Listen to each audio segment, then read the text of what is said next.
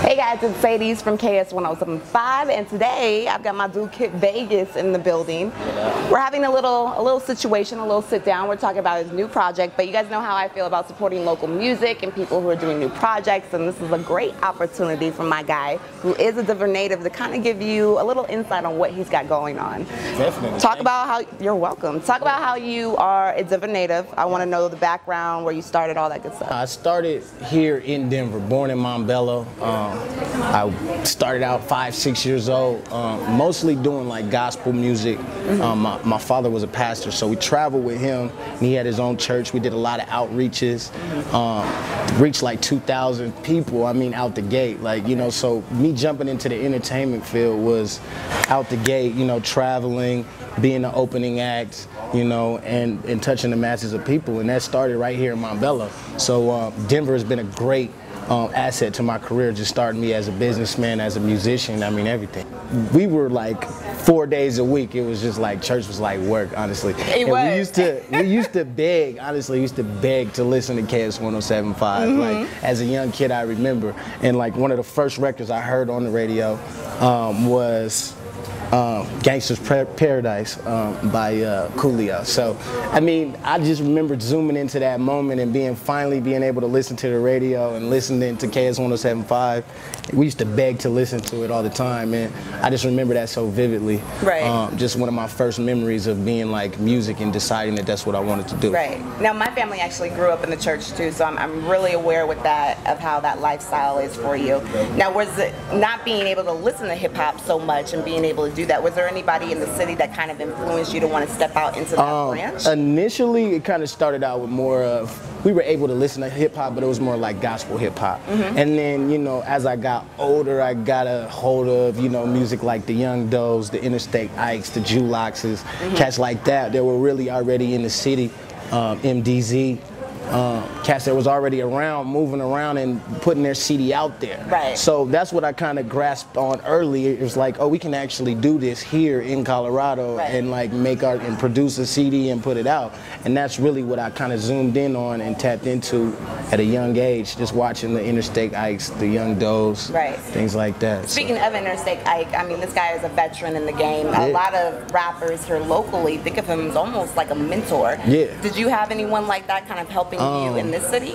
Man, it was really mostly, it's been a long journey, but mostly my older brother H Wood has been a good mentor for me.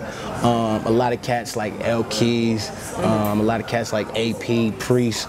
I watched a lot of these cats. I mean, even Kid Ink, to an extent. I mean, I had a relationship with him, kind of watching him come back and forth and his career growing. And, you know, that's kind of been my blueprint this whole time, is kind of watching them and learning from their mistakes and the good things that they did. And you know, that's kind of how I formulated my own. You mentioned artists like AP and L Keys, Trev Rich. These are all Swizzy Gang members. Kind of, and they're also younger people in the city too. So taking that statement right there on itself is that you're looking at a lot of the younger cats and what they're doing to kind of influence. Is that what you're doing as well? All those cats, I'm a little bit younger than them, most of them. So they're about like 3 to 4 years older than me, but they've always been there directly, you know, to mentor me, or I'm sending them records like, yo, I like this, I like that, or let me get on this, or let me. And that's always good, because I mean, it's hard to do music just by yourself. I mean, I can make something and then not even like it tomorrow, you know what I mean? And it's always good to have outside opinions. So. And what's really dope about what you're saying too is that you're also incorporating other artists in the city. You don't see, you can go to anywhere. You can go to California, you can go to Vegas. A lot of artists don't connect with other artists in the same city because it's always that struggle of trying to get ahead. So do you feel like that's kind of influential in your career? I think it's influenced the city and the culture of hip hop here. I don't try to play into it, because I think that we all have a table, we all have something to provide to the table. And I mean, honestly, my main goal starting music was to put myself on a platform, to be able to open the door and have a platform, not just for my music, but for other young individuals that never really got that opportunity. Because that's mostly what you see here in Denver, is a lot of cats that are very talented and can play with the big boys, but just never really had the right opportunity to reach that level. You know what I mean? So that's part of my goal, is to incorporate and build a platform for all of us. And I can only do my part, and everybody else has to, you know, add and incorporate their pieces. So I want to touch on your personal background, being that you you are a pastor's son. Yeah, yeah. That's a major thing, and being a hip hop artist. How does that work out for you? How does your family feel about what you're doing? I mean, my family kind of split and went their own ways, and you know, that being so heavily immersed into rules and church is almost like a job. I mean, it gave me an opportunity once I got out on my own to decide what I wanted for me. You know what I'm saying? And I think that's really important. I don't renege or take anything back from my past. I think that everything happens for a reason. God placed every person in my life for a reason. But he also given me an opportunity to build and establish my own relationship with God and my own decisions and my own. So my views may be Christian based, or, you know, but at the end of the day, you know, I have my own views and my own beliefs, and I just. And you're still living. Right. You're still young. Right. You still go through a lot of things. So to be able to kind of intertwine both of that, your religion and that into your music too, is pretty dope as well. Definitely. Thank you. Thank you. I want to talk about your new project, Addicted to the Life Reloaded. Yes. Now, this project actually came out in 2013. You came back, repackaged it, put brand new tracks on the record. Right. Why not start a whole new project? Why would you come back and do that again? I mean, it was actually Addicted to the Life 2 is already done. But my management, my PR team, they kind of pulled it together to where we wanted to revisit and give those records that we felt like were the strongest on the first project the right opportunity to bloom. You know what I mean? Like, I feel like before I had this situation where I was working with the people that I do, shout out to COID, Get It Gang, I kind of pushed it out there, but it wasn't packaged correctly. So we wanted to give it the right opportunity before we jump and dove into any of our next moves like iTunes and things like that. We kind of just wanted to re-push and re-campaign the whole movement to put it on the right platform for the next go-around. And what I see from you as well is you dropped a website. Yes. You put it all on the website for people as well. Yes. Do you feel like the first time you released this, it just wasn't the right time? I feel exactly like it just wasn't. Maybe people weren't really aware of what I was doing, or maybe, you know, up to speed what I had going. But I did gain a lot of good traction from a lot of those records. Like, I picked up a lot of good opportunities to do some MMA fights, you know, and do things like that. So I think once that gained the traction, you know, we decided that we just wanted to give it the right opportunity and not just flush it under and forget about it. Now, what I really took from the project is versatility. I mean, we are going from extreme turn-up records to bedroom panty maker records. Now, do you feel like the producers that you work with on this project as well kind of influenced it at all? Definitely, definitely. I mean, my main guy, H, shout out to H, he's my engineer, and he's the one that always presses me in the studio to try new things and to try new sounds and to not just stick on one style of beat or not just to stick on one style of flow. And I really got to shout him out for that, because that's really important. It's hard to work by yourself, but when you have somebody that has your best interest in mind and want to see you succeed and try new things, it definitely helps. I want to talk about some of the more female type records. We're talking Breakfast in Bed, Temptation, Elope. These are what I would call panty dropper records, you know, if I would play that on the radio. And it's almost giving me like a Wale, Drake type vibe with those records. What were you going through during this time?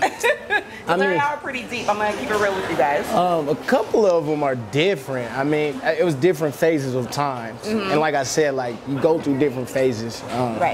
But I mean, obviously, just dating and meeting new relationships and past relationships, I kind of just wanted to pour it all out. I mean, a lot of times people shy away from making records for the ladies, and honestly, I feel like women are your biggest clientele. I mean, they're the one that, you know, they capitalize. They want your CDs, they want the poster, they want the shirt, they want everything.